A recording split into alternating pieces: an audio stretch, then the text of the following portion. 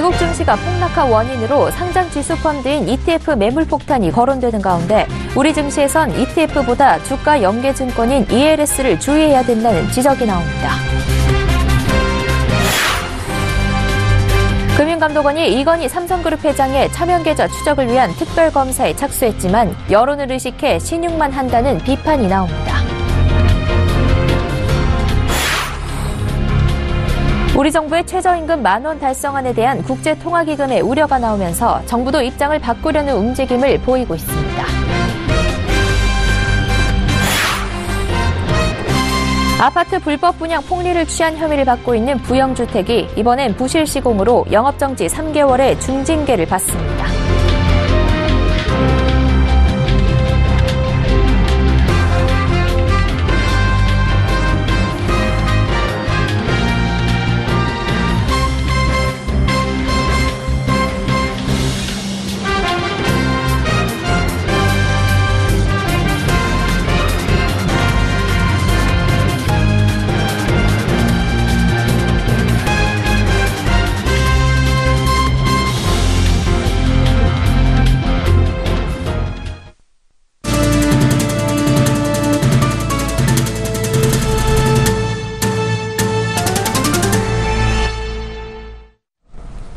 시청자 여러분 안녕하십니까? 센 경제 현장 양한나입니다.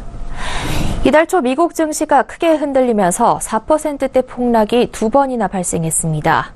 일부 전문가들은 폭락의 원인으로 자동 매매를 지목했습니다.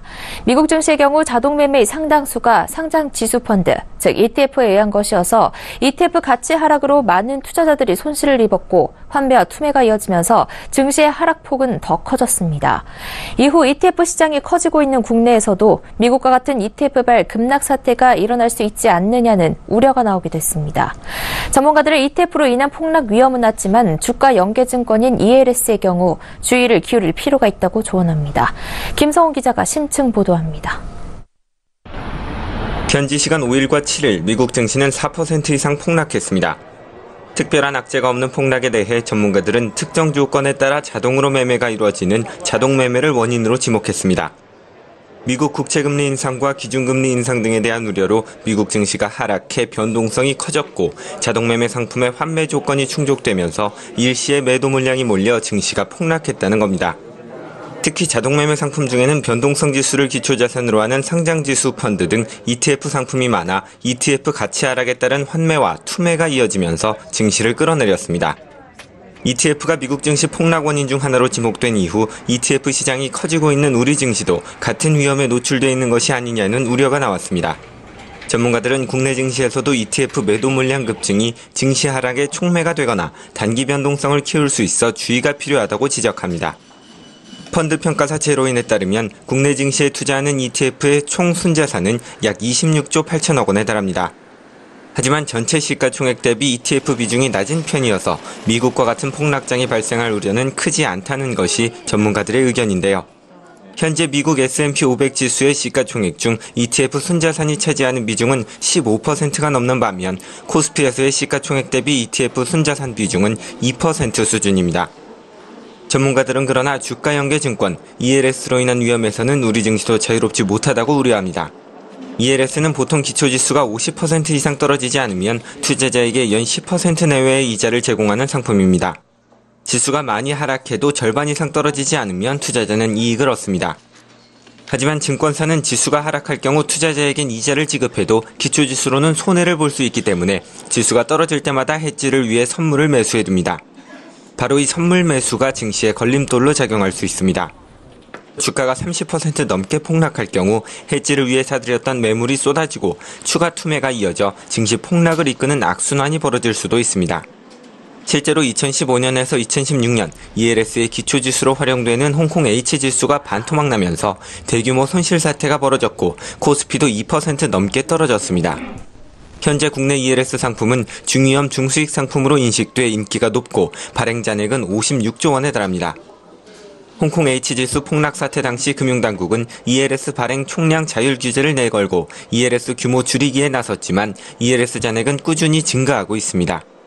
기초자산으로 삼는 것이 한동안 금지됐던 홍콩 H 지수를 기초로 한 상품도 다시 등장하고 있어 ELS 시장에 대한 관심과 감독이 중요하다는 것이 전문가들의 지적입니다. 서울경제TV 김성훈입니다. 금융감독원이 이건희 삼성회장의 차명계좌 검사에 착수하며 과징금 부과에 필요한 모든 노력을 기울이겠다고 밝혔습니다. 그러나 당국은 이미 과징금 부과 근거가 되는 통장 기록이 폐기된 사실을 알고 있었던 점에서 여론을 의식해 신용만 하려 한다는 비판이 나옵니다.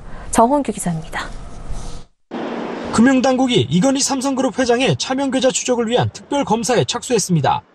관건은 과징금 부과 대상이 되는 계좌들의 25년 전 잔액을 밝혀내는 겁니다. 금융실명제가 전격 실시됐던 1993년 당시 차명계좌의 잔액이 확인돼야 이 금액의 50%에 해당하는 과징금을 부과할 수 있기 때문입니다. 금융감독원은 오늘 보도자료를 내고 차명계좌를 철저히 확인함으로써 과징금이 적절히 부과되는데 필요한 모든 노력을 기울일 것이라며 투명하고 공정한 금융거래 질서가 확립되도록 하겠다고 밝혔습니다. 그러나 이 회장의 차명계좌 논란 경과를 보면 당국의 진정성에 의문이 생깁니다. 현행법상 과징금 부과가 어렵다던 금융위는 지난해 국정감사 이후 논란이 커지자 올 초 법제처에 과징금 부과가 가능한지 유권 해석을 의뢰했습니다. 그러나 금감원은 해당 차명계좌 자료가 각 금융회사에서 폐기됐음을 이미 지난해 11월 확인했습니다. 법제처가 어떤 결론을 내리든 과징금을 부과할 방법이 없다는 걸 알면서도 보여주기식으로 유권 해석을 의뢰한 겁니다. 금감원은 이번 검사에서 금융회사들이 관련 자료를 실제로 폐기했는지 전산적으로 복원할 방법은 없는지 조사할 계획입니다. 금융회사에 기록이 없다면 삼성특검 당시 금감원이 특검에 넘겼던 자료 중 해당 거래 기록이 남았는지도 찾아보기로 했습니다. 하지만 현실적으로 과징금을 매기기 어렵다는 점에서 당국이 정치권과 여론을 의식해 노력하는 신용만 하고 있다는 비판을 피하긴 어려워 보입니다. 이 회장 차명계좌에 대한 과징금 부과 제척 기한은 특검의 수사 발표일인 2008년 4월 17일로부터 10년으로 앞으로 2개월밖에 남지 않았습니다. 서울경제TV 정은규입니다. 2020년까지 최저임금 10,000원을 달성하겠다는 게 문재인 대통령의 공약이었습니다. 급격한 최저임금 인상에 대해 IMF는 우려를 표했습니다. 정부에서도 최저임금 인상에 대한 입장 변화가 감지되고 있습니다. 이보경 기자입니다. 문재인 정부는 소득주도 성장의 핵심 공약으로 2020년까지 최저임금 10,000원을 달성하겠다고 밝혔습니다. 2020년까지 최저임금 10,000원을 달성하려면 올해 16.4%를 인상한 데 이어 앞으로도 매년 16%가량 올려야 합니다. 하지만 최저임금을 너무 급하게 올리면 경제에 타격을 줄 것이라는 국제통화기금의 경고가 나왔습니다. IMF는 최근 내놓은 연례협의 결과 보고서에서 한국의 최저임금 인상이 저소득층의 소득을 끌어올려 소비를 확대할 것이라고 내다봤습니다. 그러나 급격한 추가 인상에 대해서는 신중해야 한다고 조언했습니다. 최저임금을 급격하게 올리면 기업 경쟁력이 떨어지고 실업률이 오르는 등 부작용이 나타날 수 있다는 지적입니다. 정부도 경제 상황을 봐가면서 최저임금 상승 속도를 조절해 나가겠다는 입장입니다. 임승순 고용노동부 근로기준 정책과장은 오늘 최저임금 인상과 관련한 기자의 질문에 최저임금 인상은 최저임금위원회에서 결정할 사항이긴 하지만 정부 지원 정책 효과와 고용시장 등 경제 상황 전반을 검토해 결정될 것이라고 말했습니다. 사실 IMF의 경고 이전부터 최저임금 인상 속도를 조절할 수 있다는 정부 주요 인사들의 발언이 잇따랐습니다. 지난 8일 이낙연 국무총리는 모든 혁신은 우리 경제가 감당할 수 있어야 한다며 향후에는 우리 경제의 감당 능력을 봐가면서 신축적으로 정책을 조절할 수 있다고 생각한다고 설명했습니다. 또 김동연 부총리 겸 기획재정부 장관도 올해 최저임금 인상 효과와 일자리 안정자금 집행 상황을 감안해 특정 연도를 타겟하기보다는 신축적으로 제반 사항을 검토해 합리적으로 결정해야 한다고 강조했습니다. 지난달 19일에는 고영권 기획재정부 1차관이 2020년 10,000원 목표에 대해 대통령과도 얘기했는데 상당히 신축적인 입장을 갖고 있었다고 전했습니다.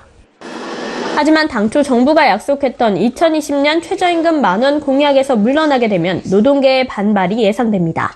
서울경제TV 이보경입니다.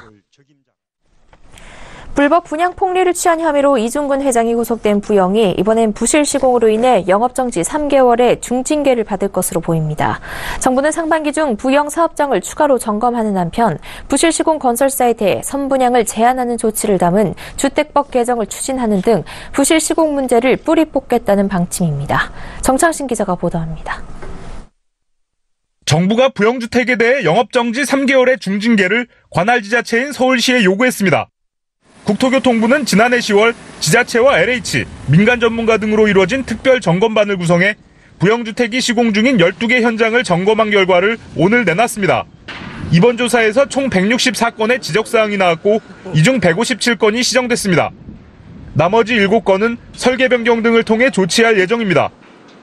이번 점검 결과는 지난해 화성 동탄 이신도시에서 8만 건가량의 하자 민원이 제기돼 공분을 산 현장은 제외됐습니다. 국토부 관계자는 이미 경기도에서 점검을 벌인 현장은 경기도에게 맡겨두고 이번엔 그 외 지역의 현장을 특별 점검했다고 설명했습니다. 경기도는 작년 동탄 이신도시 현장을 특별 점검하고 하자 내역에 대한 추적 관리로 입주자 불만을 해소하는 등의 조치를 취했습니다. 정부의 이번 영업정지 처분은 서울시에서 확정하면 곧바로 시행됩니다. 건설산업기본법에 따르면 국토교통부 장관은 공사 하자 등의 이유로 건설사의 영업정지를 명할 수 있습니다. 다만 장관은 시 도지사 등에게 권한을 위임할 수 있습니다. 이에 따라 정부는 부영주택의 등록 소재지인 서울시에 영업정지 3개월을 요구했습니다. 서울시는 부영주택에 이의 신청이 있을 경우 내부 검토를 거쳐 영업정지 3개월을 확정하게 됩니다. 이에 대해 부영 관계자는 이의 신청 등을 포함해 현재 관련 부서에서 논의 중이라면서 말을 아꼈습니다. 영업정지를 받으면 기존 인허가를 받은 현장에선 공사를 할 수 있지만 해당 기간 신규 사업은 할 수 없게 됩니다. 부영은 이중근 회장이 검찰에 구속된 데다 이번 영업정지까지 겹쳐 주택사업에 타격을 받을 것으로 관측됩니다. 이 회장은 임대주택 분양가를 부풀려 1조 원가량의 부당이익을 챙겨 임대주택법을 위반한 혐의 등으로 지난 7일 구속됐습니다. 한편 정부는 더불어민주당 이원욱 의원이 지난해 9월 대표 발의한 주택법 일부 개정안 통과에 적극 협력할 방침입니다. 이 개정안엔 하자 발생 빈도 등 기준에 미달하는 사업 주체에 대해 준공검사 이전의 입주자 모집 제한에 관한 사항을 포함한다고 명시됐습니다. 부실 시공 건설사는 선분양할 수 없게 한다는 뜻으로 이 개정안은 현재 국회 법사위에 계류 중입니다. 서울경제TV 정창신입니다. 지난해 두드러졌던 자영업자 대출 증가세가 올해도 이어져 우리 경제의 새로운 뇌관으로 떠오르고 있습니다. 정부의 부동산 대출 규제 이후 은행권이 자영업자 대출을 급격히 늘린 탓입니다. 앵커 리포트입니다. 은행권의 자영업자 대출이 지난해 크게 늘어난 데 이어 올해도 증가세가 계속되고 있습니다. 금융감독원에 따르면 지난해 KB국민과 신한, KB하나, 우리은행 등 4대 시중은행의 자영업자 대출 잔액은 약 289조 원으로 1년 전보다 28조 원가량 증가했습니다. 올 들어서도 증가하는 추세입니다. 이들 은행의 자영업자 대출 증가 규모는 지난해 11월 2조 2,760억 원에서 12월 8,950억 원으로 감소했다가 올 1월 1조 260억 원 다시 늘어났습니다. 지난 1월 말 기준 자영업자 대출 잔액은 290조 3천억 원으로 300조 원에 육박하고 있습니다. 이처럼 은행권이 계속해서 자영업자 대출 규모를 늘리는 건 자영업자 대출이 정부의 부동산 대출 규제 사각지대에 놓여있기 때문입니다. 문제는 자영업자 대출액의 절반가량이 경기에 민감하거나 저신용 차주들이 많은 부동산 임대업, 음식업, 소매업 등에 몰려있다는 점입니다. 특히 최근 금리 인상기에 접어들면서 대출 이자 부담이 커지고 있습니다. 여기에 내수 부진과 상업용 부동산 시장 침체 가능성도 맞물리면서 자영업자 대출이 부실로 이어질 수 있다는 지적이 나옵니다. 한국은행에 따르면 대출 가산금리가 1%포인트 오르면 대출을 받은 자영업자의 부도 확률이 비자영업자보다 3-4배가량 커지는 것으로 조사됐습니다. 부도 확률이란 대출자가 원리금을 90일 이상 연체할 확률입니다. 금융당국도 리스크 관리 차원에서 다음 달 개인사업자 대출 여신심사 가이드라인을 시행할 계획입니다. 부동산 임대업 대출의 이자 상환 비율 심사 방안 등이 담길 것으로 보입니다. 서울경제TV 양한나입니다. 문재인 대통령은 한국GM의 전북 군산공장 폐쇄에 대한 특단의 대책 마련을 지시했습니다. 문 대통령은 오늘 청와대 여민관에서 주재한 수석 보좌관 회의 모두 발언에서 한국GM 군산공장 폐쇄 결정과 관련 한국GM 폐쇄는 지난해 조선소 가동 중단에 이어 군산 지역으로선 설상가상의 상황이라며 군산 지역 경제에 큰 타격이 예상된다며 범정부 차원에서 기재부와 산업부, 고용노동부, 중소벤처기업부 등이 군산경제 활성화 TF를 구성해달라고 주문했습니다. 문 대통령은 이어 산업위기 대응 특별지역과 고용위기지역 지정 등 제도적으로 가능한 대책이 있다면 적극 검토하고 실직자 대책을 위해선 응급대책까지 함께 강구하기 바란다고 말했습니다. 문 대통령이 한국GM의 군산공장 폐쇄와 관련해 공식 석상에서 언급한 건 이번이 처음입니다. 올해 지방공무원 신규 채용 규모가 25,692명으로 확정됐습니다. 지난해 2만 3명보다 약 28% 증가한 것으로 역대 최대 규모입니다. 행정안전부는 오늘 이 같은 내용의 2018년도 지방공무원 신규 충원 계획을 발표했습니다. 특히 올해 신규 채용은 지난 3년간 증가 추세를 이어갔습니다. 지방공무원 채용 인원은 2015년 17,561명 채용을 기점으로 2016년 21,186명, 2017년 23,000명 등으로 꾸준히 늘었습니다. 행안부는 지난해보다 늘어난 인력 5,689명을 복지 사각지대 해소와 조류독감 등 전염병 관리, 지진 대응, 시설물 안전 관리를 비롯한 현장 인력에 대부분 투입할 예정이라고 밝혔습니다.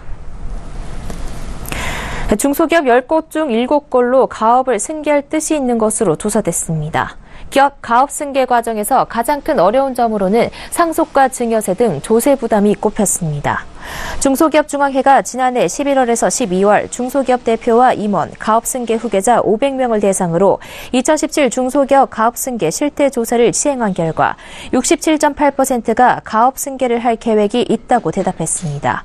2016년 같은 조사 결과보단 1.6%포인트, 2015년보다는 25.6%포인트 각각 상승한 것으로 가업 승계 의지가 커지고 있는 것으로 풀이됩니다. 국내 주식시장에서 총수가 있는 10대 대기업 집단의 시가총액이 올 들어 20조 원 가까이 줄었습니다. 한국거래소에 따르면 지난 14일 현재 총수가 있는 자산 상위 10대 그룹의 상장사 시가총액은 929조 3천억 원으로 작년 말보다 19조 8천억 원이나 줄었습니다.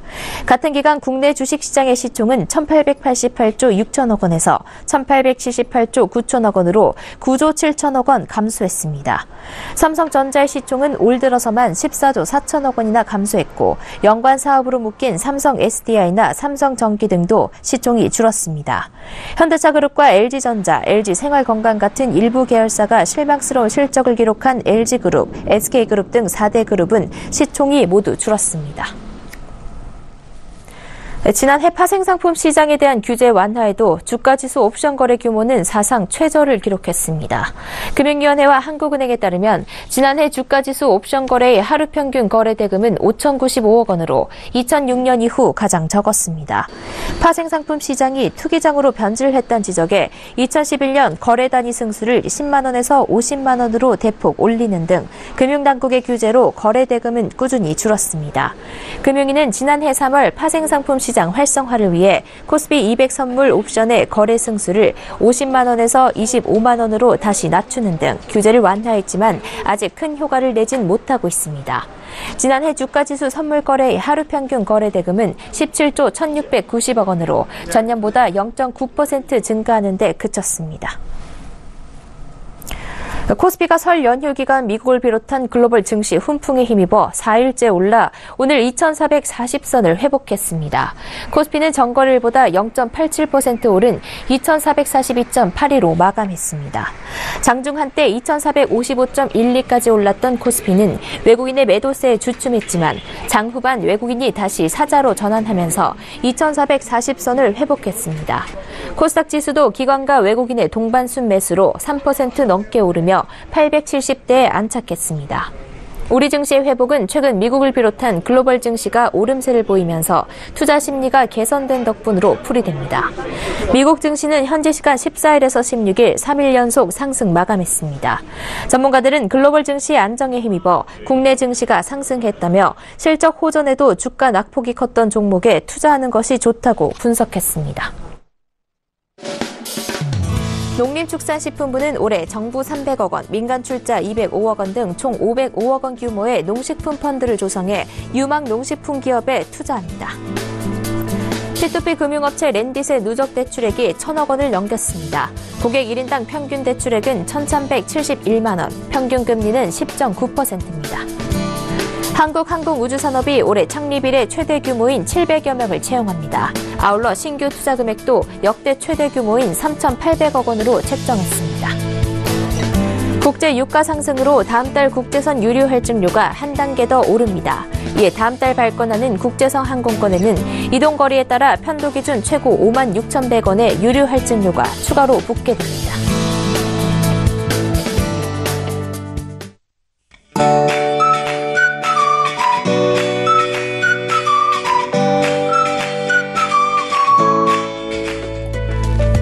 안녕하세요. K웨더 라이프스타일 예보 첫입니다. 우수에는 대동강 물도 풀린다라는 말이 있듯 우수절기인 오늘 한겨울 추위가 누그러졌습니다.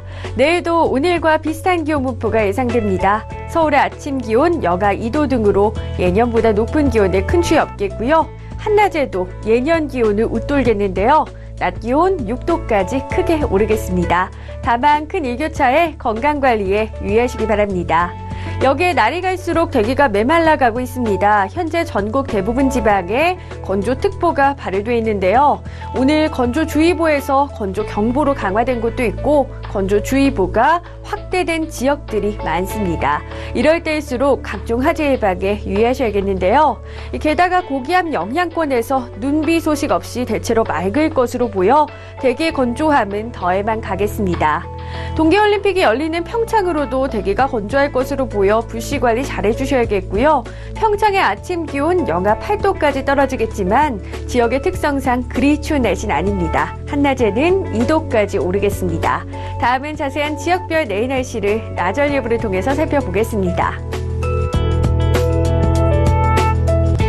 중부지방 대체로 맑겠습니다. 아침 기온은 서울 영하 2도, 낮 기온은 6도로 예상됩니다. 동해안 지방 대체로 맑을 것으로 보여 대기의 건조함은 더해만 가겠습니다.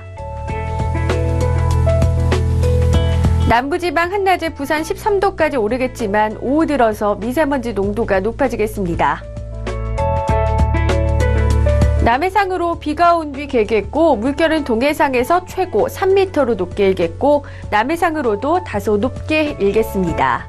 당분간 예년과 비슷한 기온을 보이겠지만 목요일과 금요일 사이 중부지방으로 눈이나 비가 올 전망입니다. 주말에는 전국 대부분 지방이 구름만 지나는 가운데 일요일 서울의 한낮 기온 9도까지 올라 활동하기 좋겠습니다. 날씨였습니다. 센 경제 현장 여기까지입니다. 시청해주신 여러분 고맙습니다.